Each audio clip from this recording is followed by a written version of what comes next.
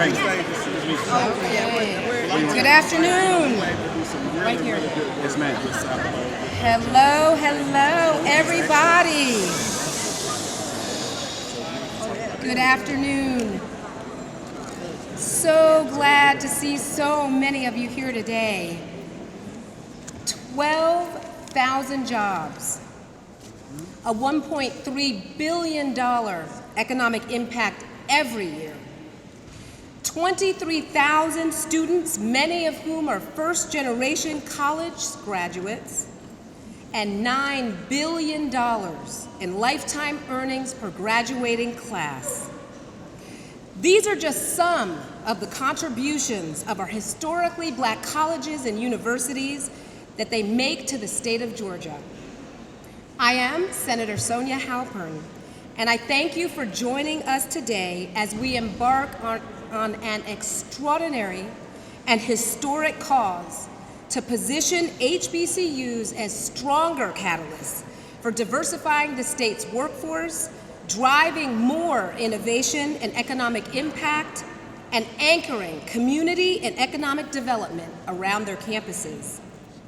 Last year, in his authority as Lieutenant Governor, Jeff Duncan created the Senate Study Committee on Excellence, Innovation, and Technology at our HBCUs. We were charged with identifying new ways that the state could better promote and support the growth and sustainability of these colleges and universities. I'm honored that he chose me to lead the work of this bipartisan committee, and I can tell you that the committee took its job seriously. Let me recognize committee members Senator Jason Anavitarte, Senator Valencia C., Senator Tanya Anderson, Senator Freddie Powell Sims, and Senator Butch Miller. I am thrilled that this year, Lieutenant Governor Burt Jones has indicated his own desire for an HBCU initiative and has solidified his understanding of the important work of this study committee. If you don't already know, Georgia has 10 HBCUs, making it the state with the third largest number of these storied institutions in the country.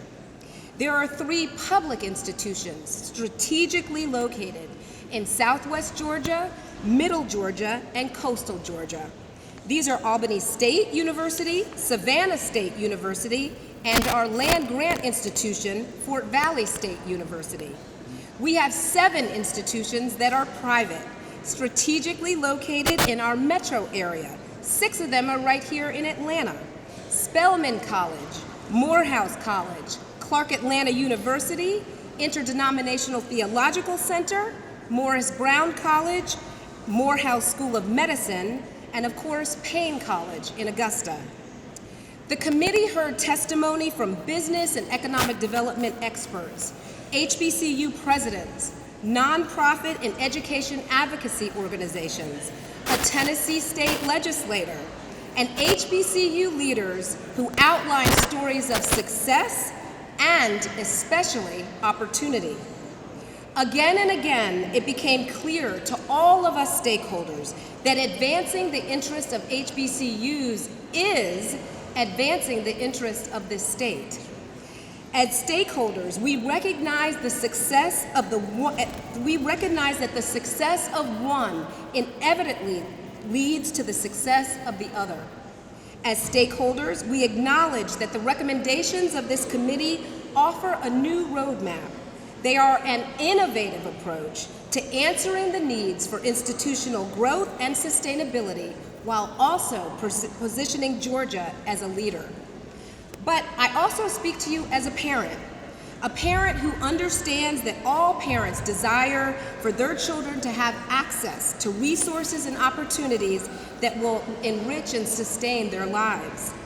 I speak to you as the beneficiary of an HBCU education, having parents whose own lives are but 2 examples of the proven pathway to social and economic mobility that this education provides. As we move forward with these combined perspectives that propel our actions, we do so by keeping a keen mind on the fact that we are impacting the lives of students across this state who are the very real living, breathing benefactors of the work that we do today. So, what are the recommendations of our study committee? Well, there are 4 specific actions that we would like to see move forward in 2023. The launch of a bicameral, bipartisan HBCU caucus. Modeled off of the Congressional HBCU caucus, the goal of this caucus is to continue the work began by the Senate Study Committee by further engaging our HBCU presidents, industry leaders, and other interested parties on how to maximize investment in student achievement and institutional modernization and improve the surrounding economic conditions of the neighborhoods in which our schools sit. There already exists a Senate and House Higher Education Committee. We recommend the creation of an HBCU subcommittee under higher ed. We believe that the 10 HBCUs would greatly benefit from a committee dedicated to considering and adopting specific legislation related to them and their surrounding communities. We ask our HBCUs in Georgia to consider commissioning a third-party entity to publish a biennial snapshot report that identifies how each state agency interacts, supports, and funds our public and private HBCUs and minority-serving institutions in the state, desegregated by each category. We believe collaboration will yield new ideas for the benefit of the state. And the final recommendation is the creation of HBCU Innovation and Economic Prosperity Planning Districts. This is a novel approach and a new idea, but the proposed enabling legislation right here would empower the state to create planning districts and study best practices to implement this innovative approach through community engagement. And ultimately, these planning districts allow city, county, state, and federal governments, as well as private and philanthropic interests, to leverage their resources to support innovation, technology, entrepreneurship at our HBCUs, and modernize the campuses and the surrounding communities. These planning districts are in essence a tool that can be leveraged for economic development, community development, and workforce development that can transform these institutions and their surrounding communities. These 4 ideas are not exhaustive, but they certainly offer a starting point towards leveraging these assets of our state and increasing their infrastructure capacity and strengthening institutional operations and investment. We recognize that these ideas are new, with very few examples across the country, and we are excited about the idea of embarking on creating new models for how we consider our HBCUs, how we leverage our HBCUs, how we support them, and ultimately how we grow them and make sure that they will continue to be here for the next century. With that, I am now going to turn the floor over to Senator Jason Anavatarte, one of our committee members, and he will be followed by key partners in this work. Nathaniel Smith, CEO of the Partnership for Southern Equity, Raymond Pierce, President and CEO of the Southern Education Foundation, and we will also hear from one of our very own HBCU presidents, Kimberly Ballard Washington of Savannah State. Senator Anavatarte.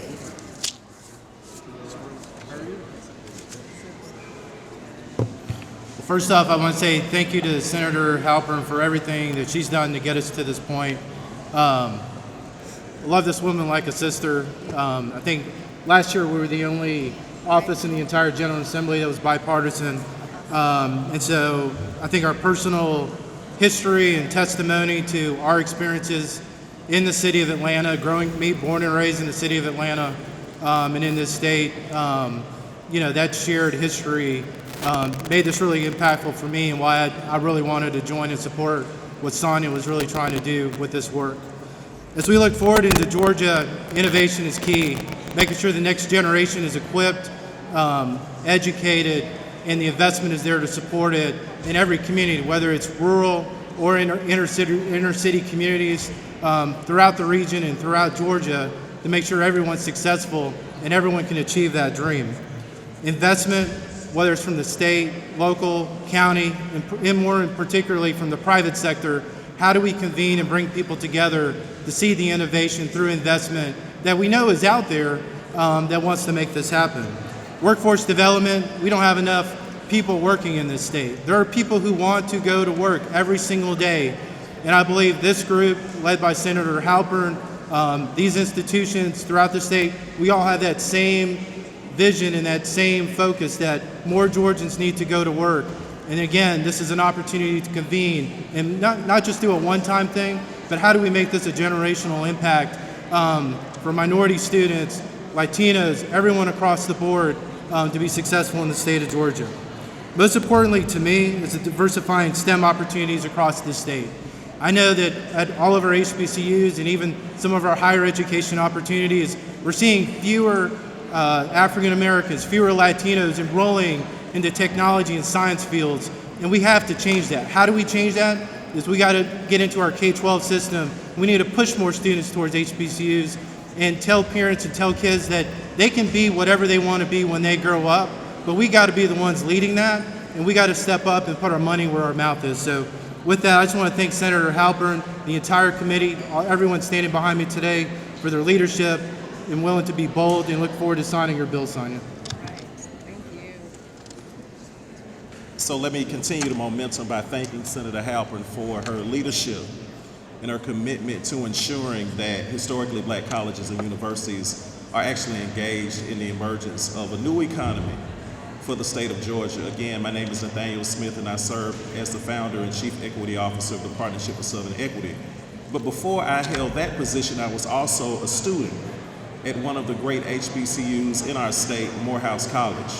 And at Morehouse, I had an opportunity to understand that my matriculation through the school and my education had to be not only for my best interest, or better interest, but for the interest of the state.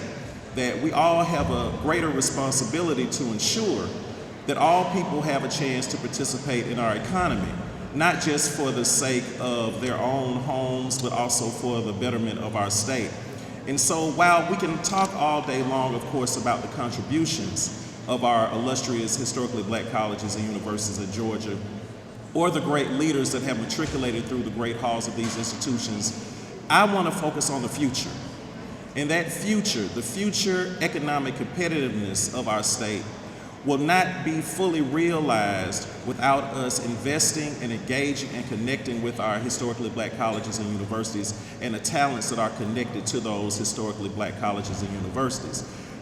As our economy continues to diversify, as businesses and corporations continue to search for talent, we cannot leave our historically black colleges behind, or the students that are a part of those institutions. If we do that, we will be fighting one economic battle with one arm tied behind our backs. We must find a way to ensure that all people have a chance to participate in our economy, that all communities have a chance to participate, not just because it's the right thing to do, but because we need an all-hands-on-deck agenda as it relates to ensuring that Georgia can continue to remain competitive, that all people will continue to participate, be able to continue to participate in our workforce, and we will be able to leverage all of the talents that are found in our historically black colleges and universities, and at the same time jumpstart the economies that surround our HBCUs, and at the same time allowing the economies that are surrounding those institutions a chance to be a part of what we are creating. So again, Senator, thank you for your leadership, thank you for your vision, and as well as the other committee members. It's always exciting to be the first, and when we move forward to pass this legislation, this bipartisan legislation, we will be leading the way in ensuring that all HBCUs have an opportunity to participate not only in our current economy, but our future economy as well. Thank you.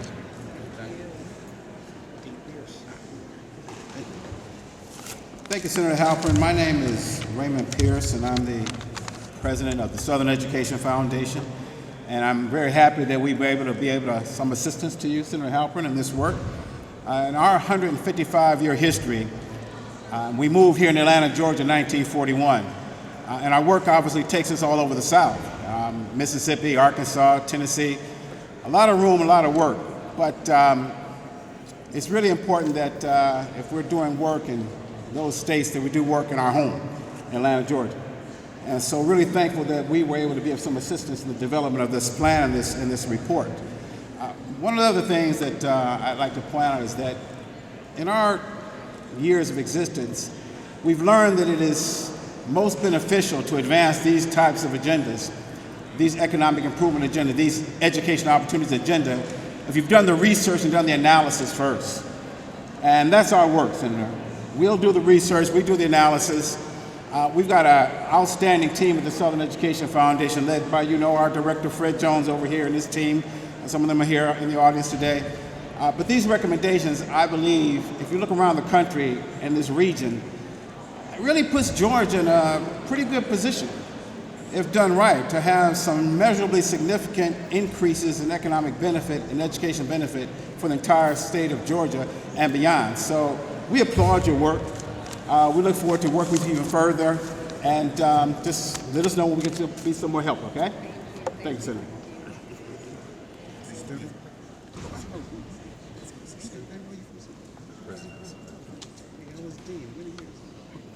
Good afternoon. I'm Kimberly Ballard Washington. I have the pleasure of serving one of the best HBCUs in the country, Savannah State University. Glad to be a part of Georgia. Having universities like HBCUs in the state of Georgia is a great thing. Having the support of Senator Halpern and the committee is also something that is much needed. We are very grateful for the work that the committee has done. They've looked at the universities and the needs of the universities, and I know that all of our 10 HBCUs will be advantaged by the work of this committee, and we're very grateful. The recommendations make sense. The recommendations are needed for the advancement of our universities and the communities around our universities. Education matters, and it starts with us for our people, and we are very grateful. Thank you to the Senate for the work that you've done already, and we're looking forward to all the work that you'll do, and we are here to support. Thank you. Well, as we close out remarks, I want to just let you all know that we created a website. And so if you're interested at all in seeing the testimony that we heard, we had 4 meetings. The first one was here in Atlanta. The second one, we traveled and got on a college campus, and we went to Fort Valley State University. We came back to Atlanta for the 3rd meeting and met at Clark Atlanta University, one of our private institutions, and we closed out our work back here at the Capitol. But all of it is recorded on a website. All of it provides information that you yourself can find to see the efforts that we employed to get information and better understand both the challenges and the opportunities. The website is hbcustudycommittee.com, and I don't know that they've actually put the final report on there. It will be up there so that you can find it. But we've got a final report that details every bit of the work, every kind of comment that we heard, the assets that these universities and colleges are. And I thank all of you for joining us here today as we embark on this new journey in trying to bring to light these 4 recommendations. And this is our job for 2023. I'm really excited once again to be in partnership with wonderful organizations and colleagues across the aisle and in my own caucus in trying to make sure that we advance these institutions. So thank you so much for joining. If there are questions, we can open it up and accept those now. Yes? HBCU Planning Prosperity District. Yes. What is the status of the legislation on that? When do you expect it to drop? I literally just got it today. I will be collecting signatures on this today and Monday, and I expect to drop it in the hopper by Monday afternoon, so it should have a Senate bill by Tuesday. Thank you. Yes? I know you had spoke towards putting money in redevelopment into HBCUs and the surrounding HBCU communities. how are we going to also regulate then the gentrification that will then happen within those spaces due to innovation? This is an excellent question. So let me tell you what we want to make sure we don't do is that, right? That's not supposed to be the end result. What we want to do is really center the HBCUs, recognize them as the anchor institutions that they are, and make sure that the development that's happening is always tracked back to the HBCUs. Is this to the benefit of the university? Is this to the benefit of the students of the university? How can we actually allow the community members themselves to advantage from whatever might be coming in? The first step is really enabling legislation. It is to allow us to say, yes, let's create a commission that can actually build out the framework for how these planning districts will work. People are familiar with terms like opportunity zones and empowerment zones. I want to say that that's a model. We're specifically not calling it that. But I think that there is work to do, and we weren't able to do it in the 5 months of our study committee to really put meat on the bones in terms of how these districts would work. So once the enabling legislation passes, which I hope to have happen in our 2023 legislative session, then we are positioned to spend the rest of 2023 really figuring out how does that work and making sure that the HBCUs are centered in the work. But there are federal dollars to be had today, right? And some of this is as simple as getting money for sidewalks around all of these schools and in these communities, for example. We listed out a couple of different examples of how these planning districts could be of benefit. And I'll give you the housing example, where perhaps some mixed-use housing could be developed on land owned by our HBCUs, also creating another revenue stream for the schools themselves. We have digital divides in every single community in which our HBCUs sit. Maybe there's dollars that can be drawn down that can address that and really allow the HBCUs then to get the upgrades that they need to the broadband and then be able to kind of farm that back out then to the communities in which they sit. There's a lot of different ways that we could use the planning districts, aside from just any business should be able to come in and get some tax benefit from coming in. It should track back to the university, the needs of the university, and how it actually helps to propel the university itself. Yeah, you're welcome. Any other questions? Go Rams! How can we as alumnus of all the institutions assist you and your committee in supporting your efforts in those core recommendations? Thank you for that question. I mean, here's what we know. When people write their legislators, when people call their legislators, when folks advocate for the things that are important to them, we listen. And I would say, alumni, you all represent such a strong force. You are yourselves the beneficiaries of the great educations you received. You can really back up what we've heard as a committee and make sure that all of our colleagues throughout this building also are able to hear some of the impact that this education has had on you. You can advocate for these recommendations and let your representatives on the House and the Senate side both understand why it's important to you that we get this work done and how much of a difference it'll make when we do it. So advocate, advocate, advocate. Support us, help me and my colleagues to be able to advance these ideas and share that though they may be new and though they may be novel, that these are strong ideas that will benefit the state and are worth trying. I say all the time, that Georgia has so much promise. I mean, we actually rise up to our promise many times, and then we also have so much more to offer. I just am excited about the idea of Georgia proving itself again to be a leader, this time in the HBCU space. HBCUs are in the news every day on all the states around us, And it's not always in the positive.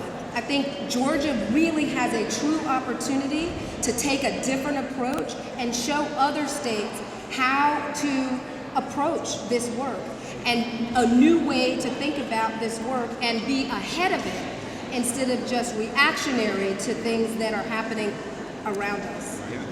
Yeah, you're welcome. Yeah.